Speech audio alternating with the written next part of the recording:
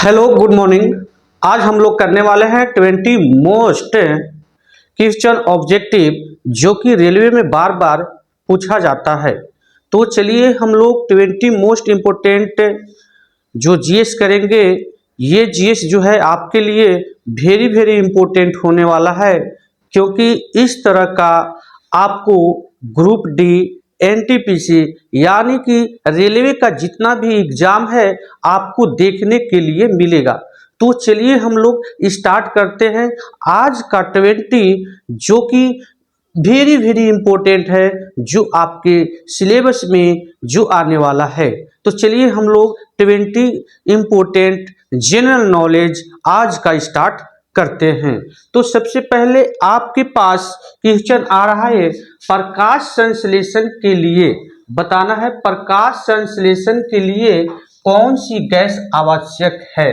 प्रकाश संश्लेषण के लिए आपको बताना है कि कौन सी गैस आवश्यक है, O2, N2, CO या CO2 आपको बताना है।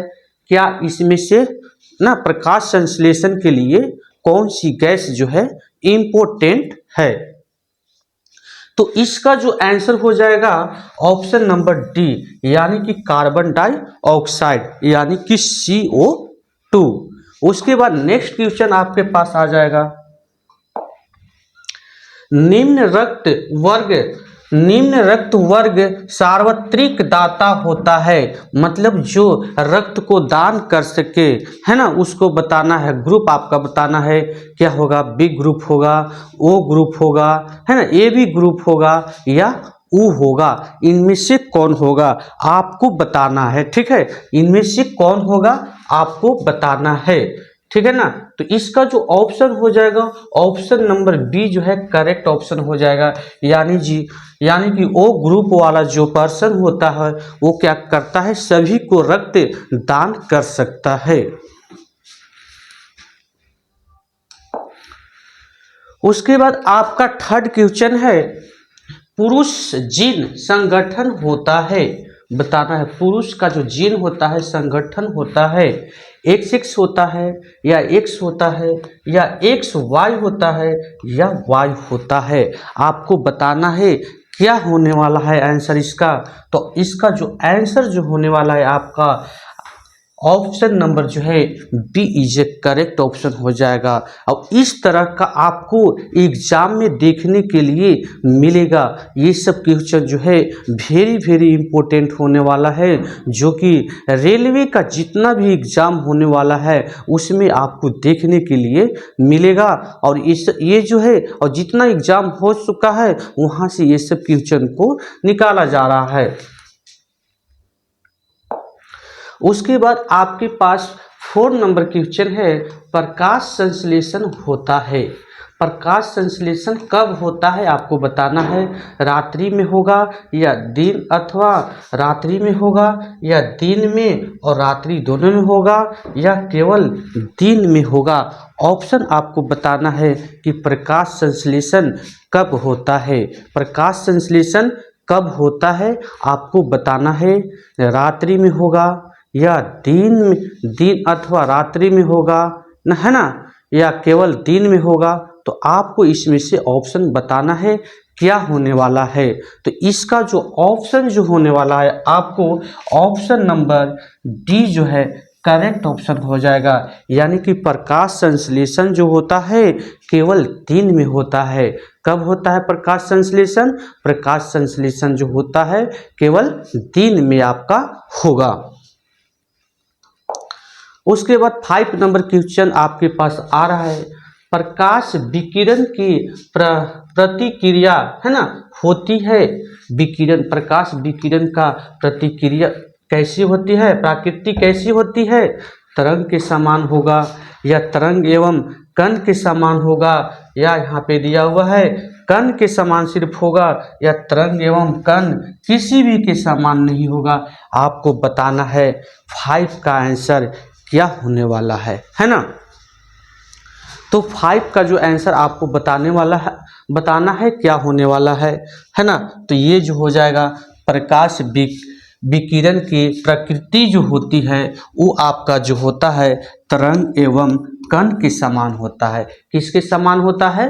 तरंग एवं कण के समान होता है। उसके बाद आपके पास नेक्स्ट क्वेश्चन है, ध्वनि का वायु वेग अनुपात है कितना, है ना?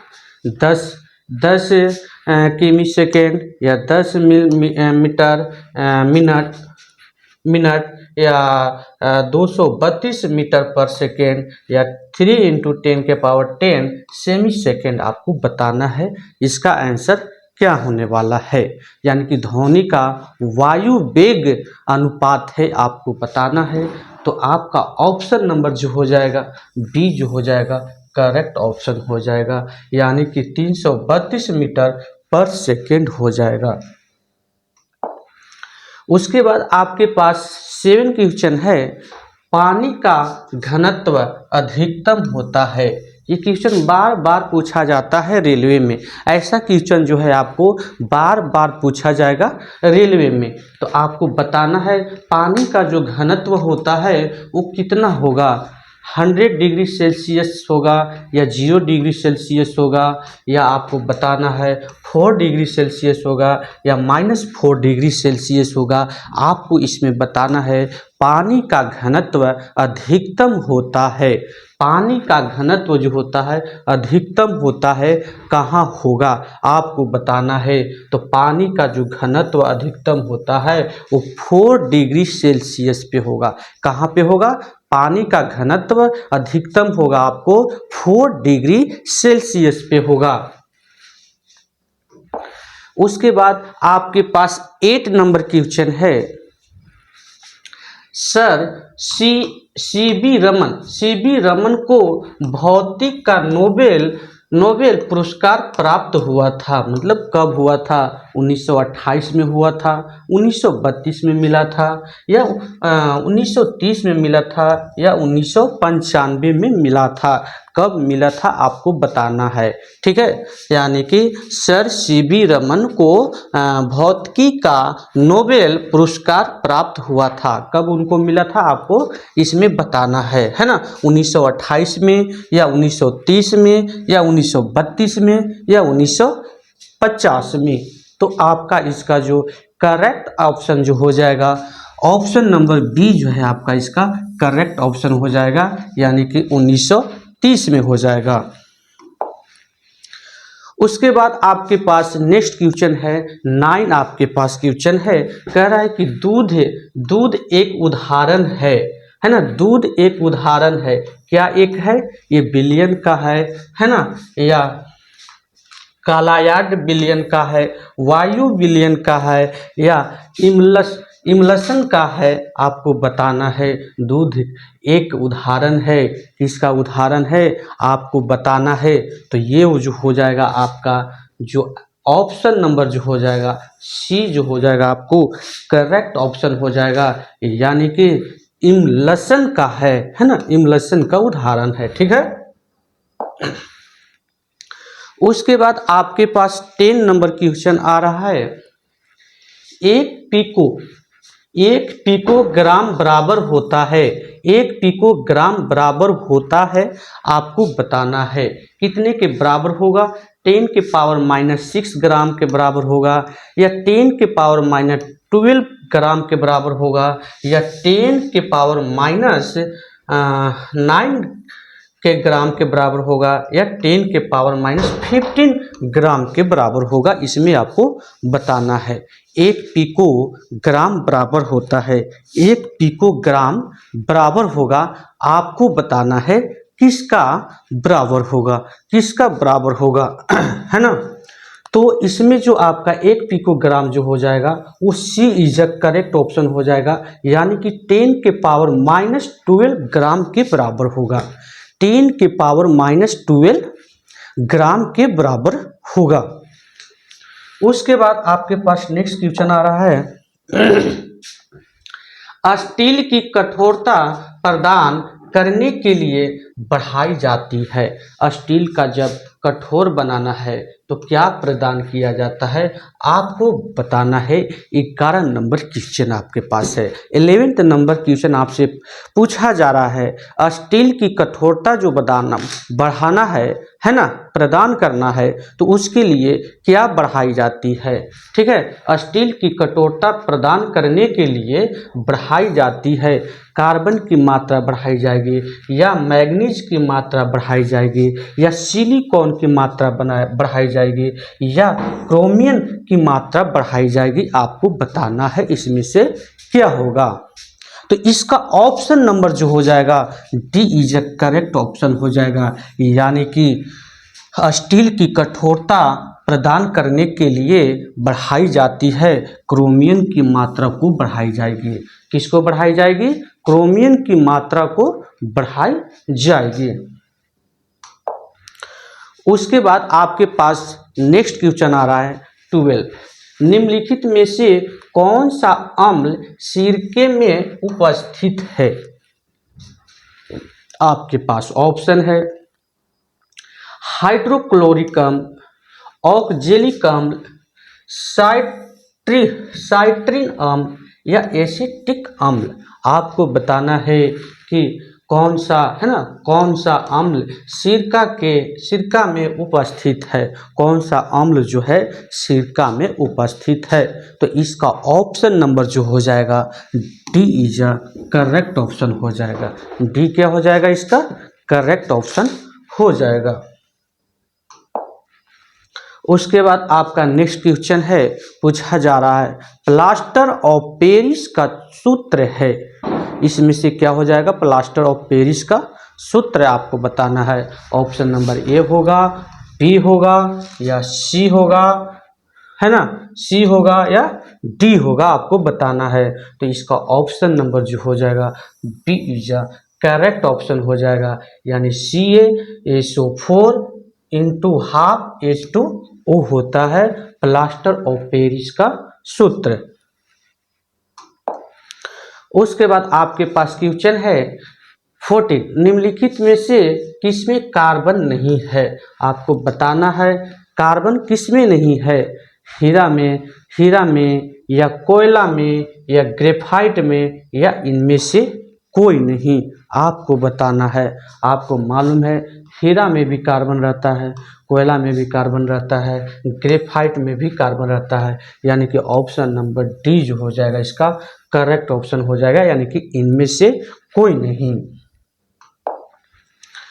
आपके पास 15 नंबर क्वेश्चन है, विटामिन सी का रासायनिक नाम है।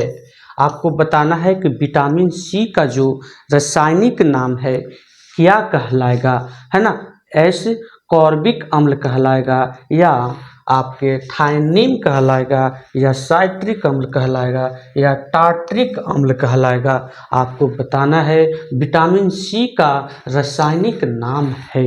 इसमें से 4 ऑप्शन में से आपको बताना है क्या होने वाला है। तो इसका ऑप्शन जो हो जाएगा ये इज अ करेक्ट ऑप्शन हो जाएगा एस्कॉर्बिक अम्ल। एस्कॉर्बिक अम्ल जो होता है विटामिन सी का रासायनिक नाम है। एस्कॉर्बिक अम्ल जो है विटामिन सी का जो है ना, रासायनिक नाम है। उसके बाद आपके पास 16 नंबर क्वेश्चन है। 16 नंबर क्वेश्चन आपसे पूछा जा रहा है, निम्नलिखित में से किस खनिज द्वारा लोहा प्राप्त किया जाता है। किस खनिज द्वारा जो है लोहा प्राप्त किया जाता है, आपको यहाँ पे बताना है। चूने का पत्थर, या मोनाजाइट रेत, या पिच ब्लेंड, या हेमाटाइट। लोहा किससे प्राप्त किया जाता है, लोहा आपको बताना है किससे प्राप्त किया जाता है। तो लोहा जो प्राप्त किया जाता है वो आपका हो जाएगा हेमाटाइट से प्राप्त किया जाता है। किससे प्राप्त किया जाएगा, हेमाटाइट से प्राप्त किया जाएगा। उसके बाद आपका क्वेश्चन नंबर है 17 आपका क्वेश्चन कर रहा है, एक कार बैटरी में प्रयुक्त विद्युत अपघटन होता है। किसका होता है आपको बताना है। ऑप्शन ए होगा या ऑप्शन बी होगा या ऑप्शन सी होगा या ऑप्शन डी होगा। आपको 17 नंबर का क्वेश्चन का आंसर बताना है। एक कार बैटरी में प्रयुक्त विद्युत अपघटन होता है सल्फ्यूरिक अम्ल का होता है। किसका होता है? सल्फ्यूरिक अम्ल का होता है। ठीक है, नेक्स्ट क्वेश्चन की ओर हम लोग बढ़ते हैं। आपके पास जो आ रहा है 18 नंबर क्वेश्चन है। आपको बताना है हवा में जिस गैस की मात्रा सबसे अधिक होती है वह है, क्या होगा? हाइड्रोजन होगा, ऑक्सीजन होगा, कार्बन डाइऑक्साइड होगा या नाइट्रोजन होगा। आपको 18 का बताना है किसका सबसे ज़्यादा मात्रा होता है। हवा में किस गैस की मात्रा सबसे अधिक होती है? हवा में किस गैस की मात्रा सबसे अधिक होती है आपको बताना है। ऑप्शन ए में आपका है हाइड्रोजन, बी में कार्बन डाइऑक्साइड, सी में ऑक्सीजन और डी में आपका है नाइट्रोजन। तो इसका आंसर आपको बताना है क्या होने वाला है। तो इसका जो आंसर हो जाएगा आपको नाइट्रोजन, यानी कि हवा में जो है जिस गैस की मात्रा सबसे अधिक होता है वो आपका है नाइट्रोजन हो जाएगा। इस तरह का क्वेश्चन आपको एग्जाम में देखने के लिए मिलेगा। ठीक है, उसके बाद हम लोग आगे आते हैं। नेक्स्ट आपके पास क्वेश्चन आ रहा है सौर मंडल का सबसे बड़ा